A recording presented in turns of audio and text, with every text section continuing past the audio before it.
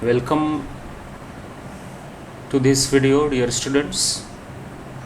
Today we are going to see some grammatical aspects on the lesson The Happy Prince. Let me start it.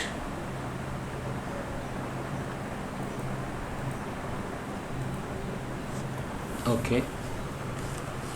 Dear students, we have already seen some grammatical aspects so far as our second year's syllabus is concerned. In this year we have to see particularly the clauses, okay, the main clause and the sub clause. In the previous some videos I have told you that how we have to identify the main clause and the sub clause. So in order to identify the main clause or the sub clause, we must know which clause is known as main clause and which is known as sub clause. So there are some particular parameters to identify these main and sub clauses, and thereafter there are some different types of the sub clause also. We have also seen those kinds or the types of the sub clause. That means a particular sub clause performs a particular work in that particular sentence, then on that part that is identified. Say for example, if that sub clause is performing the role of adjective, then it is adjective clause. If it is performing the role of noun, it is noun clause, and if it is performing the role of adverb, it is adverb clause. Okay, so on the Happy Prince we are going to see here some grammatical questions. Then the question would be like this: identify the adjective clause and find the word it modifies in the following sentences. Okay, in the coming few slides there are some sentences and we have to identify the adjective clause, and at the same time we have to find the word which that adjective clause modifies in the main clause. Okay, लक्षात येत आहे? वाक्य आहेत, वाक्यामधला आपल्याला adjective clause ओळखायचा आहे आणि त्यानंतर त्यामधला त्या मेन क्लॉजमधील तो शब्द शोधायचा आहे ज्याकरिता ही ॲडजेक्टिव्ह क्लॉज वापरल्या गेली आहे. So when we identify adjective clause, we have to start with identifying both the clauses. Okay, adjective clause ओळखायचा आहे म्हणजे काय, तर पहिल्यांदा त्या वाक्यातील मेन क्लॉज कोणता आणि सब क्लॉज कोणता ओळखायचा आहे.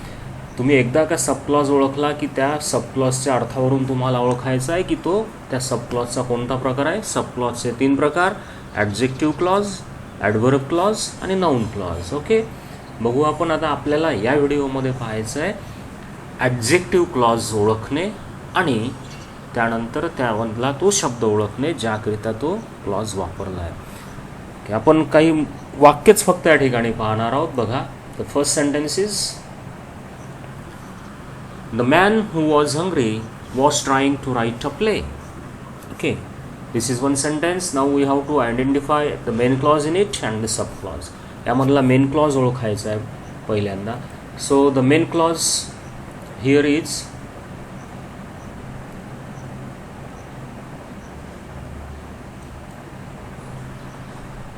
या वाक्यातील मेन क्लॉज आहे The man was trying to write a play. Okay, कारण हा इंडिपेंडंट क्लॉज आहे, स्वतःचा अर्थ स्वतः व्यक्त करतो. त्यानंतर यातील सब क्लॉज आहे who was hungry, जो हंग्री होता. ओके, हा डिपेंडंट क्लॉज आहे कारण याला स्वतःचा अर्थ व्यक्त करण्यासाठी मेन क्लॉजवर अवलंबून राहावं लागतं. आणि या सेंटेन्समधील आणि हा जो सब क्लॉज आहे, हा सब क्लॉज ॲडजेक्टिव्हचं काम करतो आहे म्हणून हा आहे ॲडजेक्टिव्ह क्लॉज. आणि यातील तो शब्द की जो मॉडिफाय करतो तो आहे मॅन. म्हणजे मॅन या शब्दाची विशेष माहिती हू वॉज हंग्री हा क्लॉज सांगतो आहे. मॅन हे नाऊन आहे आणि नाऊनची विशेष माहिती सांगणाऱ्याला आपण ॲडजेक्टिव्ह असं म्हणत असतो. आता इथं ॲडजेक्टिव्हचं काम हा पूर्ण क्लॉज करून राहिला आहे म्हणून त्याला ॲडजेक्टिव्ह क्लॉज म्हटल्या जाईल. ओके, द सेकंड क्वेश्चन और the second sentence is the read that the swallow loved had too many relations. Okay, याचा अर्थ मराठीमध्ये असा आहे, स्वॅलो ज्या रीडवर प्रेम करायचा तिचे बरेच संबंध होते, तिचे बरेच रिलेटिव्ज होते, हा त्याचा अर्थ. ओके, स्वॅलो ज्या रीडवर प्रेम करायचा तिचे बरेच रिलेशन होते. हा त्याचा अर्थ म्हणजे हे हॅपी प्रिन्समधील सेंटेन्स आपण या ठिकाणी पाहतोय. तर यामधला मेन क्लॉज बघा. We have to identify the main clause. वाक्याच्या अर्थावरून कळेल तुम्हाला, तो येईल या ठिकाणी. The reed had too many relations. रीडचे बरेच संबंधित होते. ओके, हा मेन क्लॉज आहे या ठिकाणचा. आणि यातील sub clause that the swallow loved. आता रीड कोणती, तर ती रीड जिच्यावर स्वॅलो प्रेम करायचा. ओके, आणि यातील म्हणजे हा ॲडजेक्टिव्हचं काम करून राहिला या ठिकाणी, कोणाची तरी विशेष माहिती सांगून राहिला आहे आणि म्हणून हा झाला ॲडजेक्टिव्ह क्लॉज. आणि यातील the word that this clause modifies is reed. रीडची विशेष माहिती सांगतो आहे आणि रीड हे नाऊन आहे म्हणून हा झाला ॲडजेक्टिव्ह क्लॉज. आणि रीड हा तो शब्द झाला ज्याकरिता हा क्लॉज वापरला गेला आहे. Third sentence. The prince gave away the ruby which decorated his sword. Okay, प्रिन्सने तो रुबी दिला जो त्याच्या स्वॉर्डमध्ये मढवलेला होता. प्रिन्सने रुबी दिला जो त्याने त्याच्या स्वॉर्डमध्ये मढवलेला होता किंवा लावलेला होता. हे वाक्य आहे, यातील मेन क्लॉज आहे. The prince gave away the ruby. हा आहे यामधला मेन क्लॉज. हा इंडिपेंडंट क्लॉज आहे, स्वतःचा अर्थ स्वतः व्यक्त करतो. आणि यातील सब क्लॉज आहे विच डेकोरेटेड हिज स्वॉर्ड. जो त्याच्या स्वॉर्डमध्ये मढवलेला होता, लावलेला होता. आणि हा जो क्लॉज आहे हा विशेष माहिती सांगून राहिला आहे म्हणून हा आहे ॲडजेक्टिव्ह क्लॉज. आणि या वाक्यातील मेन क्लॉजमधला तो शब्द जो या क्लॉजला मॉडिफाय करतो आहे तो आहे रुबी. कोणता रुबी दिला, उत्तर येईल त्याचं जो त्याच्या स्वॉर्डला मढवलेला होता. म्हणून रुबीकरिता म्हणजे रुबीची विशेष माहिती हा क्लॉज सांगतो आहे. आणि रुबी नाऊन आहे आणि नाऊनची माहिती सांगणारा ॲडजेक्टिव्ह क्लॉज असतो. The fourth sentence. The man who taught mathematics was a severe man.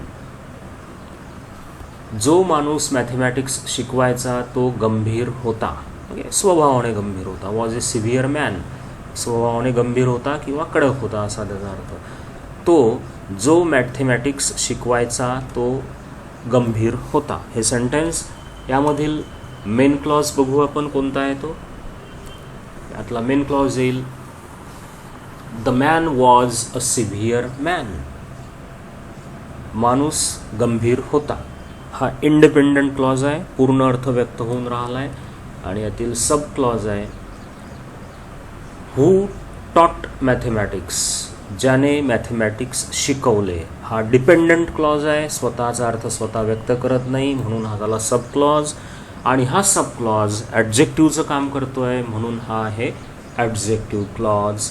आणि या वाक्यामध्ये जो मेन क्लॉज आहे त्यामधील तो शब्द जो या ॲडजेक्टिव्ह क्लॉजला मॉडिफाय करतो तो आहे मॅन. म्हणजे मॅनची विशेष माहिती सांगण्याचं काम हू टॉट मॅथमॅटिक्स हा क्लॉज करून राहिला आहे म्हणून तो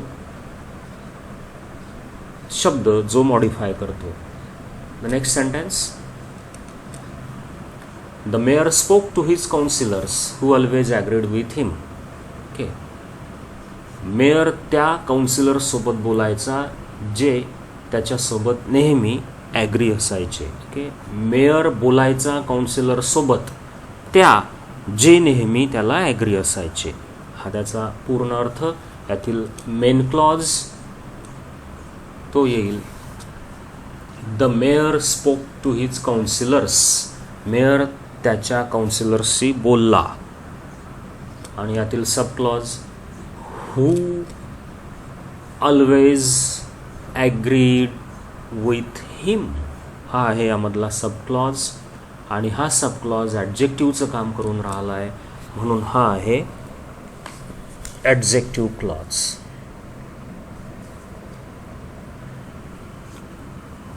ओके, आणि यामधला तो वर्ड जो या ठिकाणी मॉडिफाय करून राहिला आहे तो येईल काउन्सिलर्स. म्हणजे काउन्सिलर्स या शब्दाची विशेष माहिती हा क्लॉज सांगून राहिला आहे. तर हा झाला एकंदर द हॅपी प्रिन्स या स्टोरीवरील ग्रामरचा एक्झरसाइज. ही 5 वाक्य आहेत तुमच्यासमोर.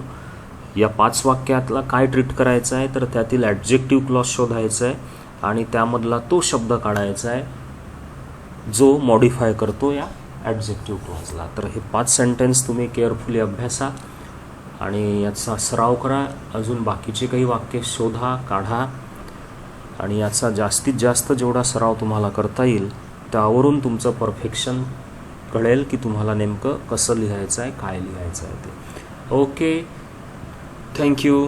C you next in the next video. In the next video we shall see another aspect on the same story about the grammar.